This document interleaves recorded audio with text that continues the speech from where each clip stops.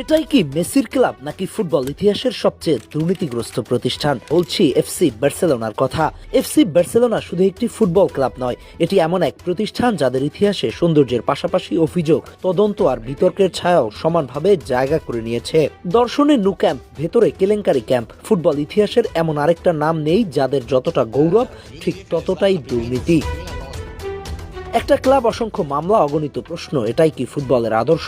শিল্প মাঠে ছিল, অপরাধ বসলো অফিস ঘরে।